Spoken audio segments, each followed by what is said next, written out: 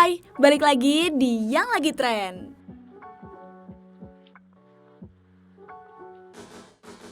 Topik pertama yang bakal kita bahas kali ini bakal bikin UMKM yang jual goreng-gorengan menjerit nih. Kenapa tuh? Jadi, Menteri Koordinator Kemaritiman dan Investasi Bapak Luhut Binsar Panjaitan mengatakan bahwa minyak goreng curah akan dibuat dalam bentuk kemasan sederhana.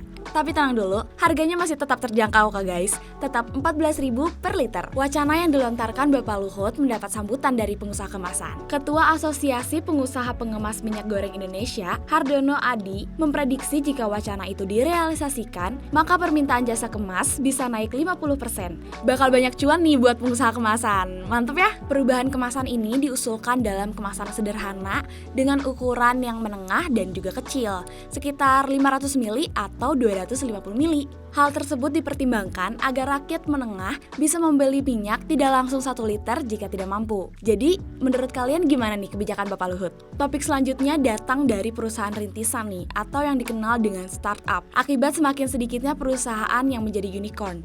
Kira-kira ada masalah apa nih? Startup yang masuk kategori unicorn hanya bertambah 70 unit di kuartal 2 tahun 2022 ini. Jumlah ini lebih rendah 42,62% dibandingkan 3 bulan pertama di tahun ini. Jumlah perusahaan startup dengan nilai valuasi lebih dari 1 miliar US dollar atau yang disebut dengan unicorn tengah mengalami penurunan sejak tahun lalu. Bahkan kelahiran unicorn baru pun mengalami penurunan yang signifikan pada kuartal 2 tahun ini. Kira-kira kenapa ya hal itu bisa terjadi?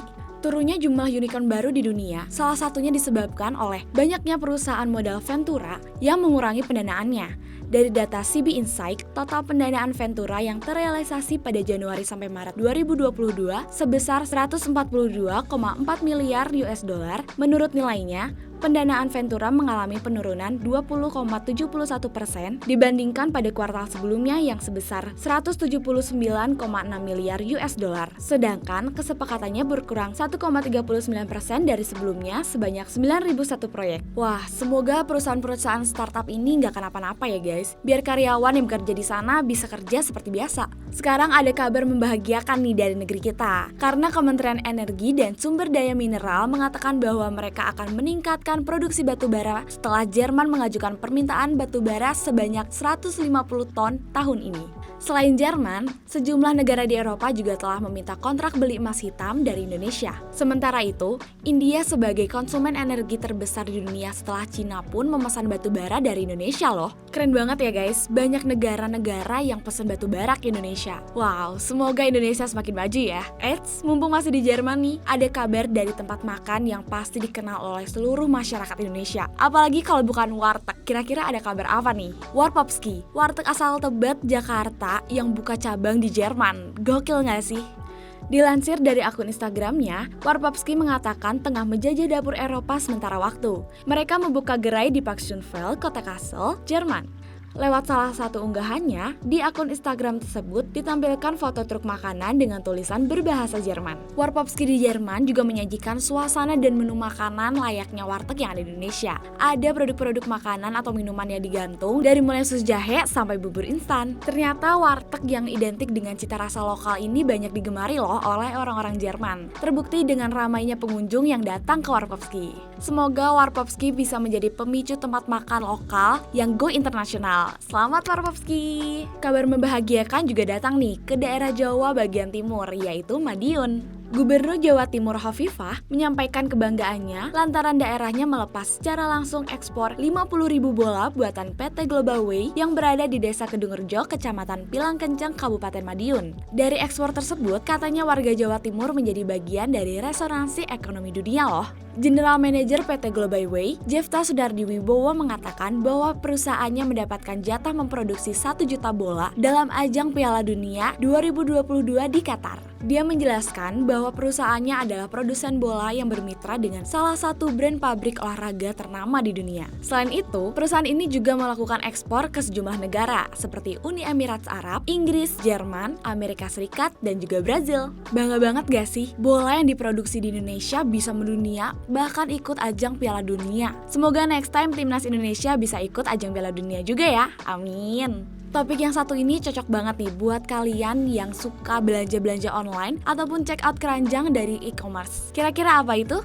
Check this out, pemerintah bakal memungut biaya materai sebesar Rp10.000 bagi pelanggan yang belanja online. Wah, gimana nih guys? Kalian setuju nggak sama peraturannya? Tapi jangan marah dulu ya, karena peraturan ini tuh berlaku untuk orang-orang yang belanja dengan nominal di atas 5 juta. Pengenaan biaya materai ini tertuang dalam Undang-Undang Nomor 10 Tahun 2020 tentang biaya materai. Pada pasal 1 ayat 2 undang-undang tersebut diatur ketentuan jenis dokumen yang dikenakan biaya materai, yaitu dapat berbentuk tulisan tangan, cetakan maupun dokumen elektronik. Direktur Penyuluhan, Pelayanan dan Hubungan Masyarakat DJP Nel Madri Noor menjelaskan pungutan biaya materai diperlakukan untuk memberikan keadilan bagi pelaku usaha, baik konvensional maupun daring yang ada di platform belanja online. Sebelumnya, Asosiasi E-commerce Indonesia telah buka suara terhadap wacana tersebut. Mereka menilai bahwa penerapan biaya materai ini akan menghambat pertumbuhan ekonomi digital, karena pembeli dan seller sebelum mendaftar harus membayar Rp10.000 sebelum transaksi. Dan langkah tersebut tidak sejalan dengan program pemerintah untuk 30 juta UMKM masuk ke dunia digital hingga tahun 2024 mendatang. Wah, semoga pemerintah dapat mengambil keputusan yang bijak ya mengenai dunia e-commerce ini. Datang dari ibu kota negara kita, yaitu Jakarta, ada kabar yang kurang mengenakan nih. Menurut Air Quality Life Index, berdasarkan laporan dari Energy Policy Institute at the University of Chicago, menunjukkan bahwa penduduk yang berada di Jakarta diperkirakan kehilangan harapan hidup rata-rata 3-4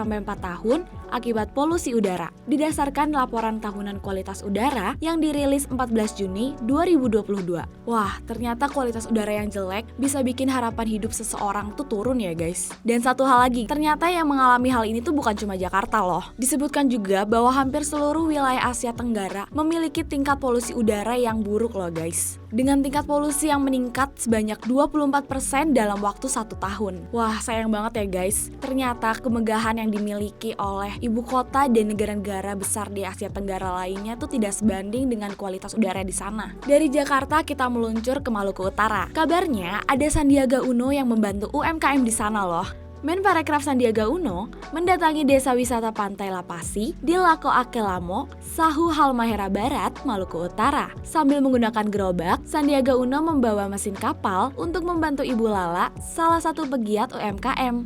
Jadi Ibu Lala ini adalah pengrajin atap rumbia guys. Sehari-hari beliau bersama suaminya menyusuri hutan menggunakan kapal untuk mencari daun satu yang berduri. Tapi mereka ini kerap kesusahan soalnya mesin kapal yang dimilikinya itu kecil. Dan kedatangan Bapak Sandiaga Uno ini bukan cuma hanya untuk membantu UMKM aja loh guys, karena ada program Anugerah Desa Wisata Indonesia 2022 dan Desa Wisata Pantai Lapasi Lako Akelamo ini terpilih menjadi 50 besar desa atau kampung wisata terbaik loh. Kegiatan ini berkolaborasi dengan Astra yang nantinya bakal bekerja sama dalam membantu pendampingan dan pembinaan desa. Topik selanjutnya bakal datang lagi nih dari e-commerce. Kali ini kita bakal bahas tentang predatory pricing.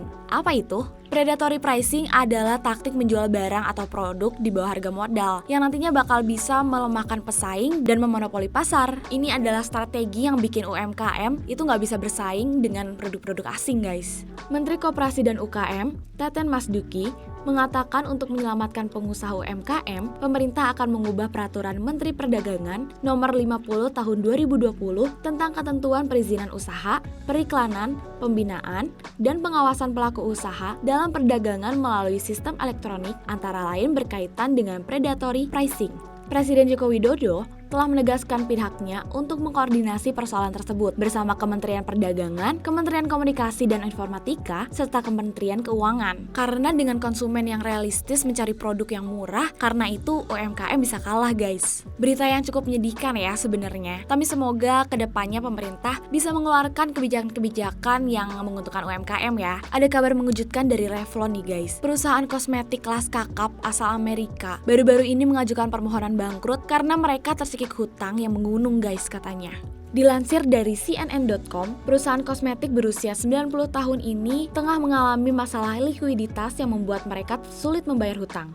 Bahkan, Revlon melaporkan hanya mampu mendapat 575 juta US dollar atau setara dengan 5,51 triliun untuk membayar hutang dan memenuhi operasional mereka sehari-harinya. Selain karena masalah hutang, sebenarnya Revlon juga bersaing dengan banyaknya merek-merek kosmetik dari keluarga selebritis nih. Dan emang banyak banget ya artis Hollywood yang ngeluarin brand makeup mereka sendiri, kayak Ariana Grande, Rihanna, Kylie Jenner, dan masih banyak lagi guys. CEO Revlon, Debra Parelman, menjelaskan bahwa struktur struktur modal yang ada telah membatasi kemampuan mereka dalam menyelesaikan masalah ekonomi makro dan memenuhi pemerintahan pasar. Alhasil perusahaan cat kuku dan kosmetik ini mengalami penurunan penjualan yang sebelumnya udah cukup parah akibat dari pandemi COVID-19 guys. Meskipun sekarang mereka lagi bangkrut, tapi semoga Revlon bisa bangkit lagi ya. Gimana guys, topik-topik kali ini seru banget ya? Kalau kalian punya topik yang mau dibahas lebih lanjut, boleh langsung komen di bawah ya.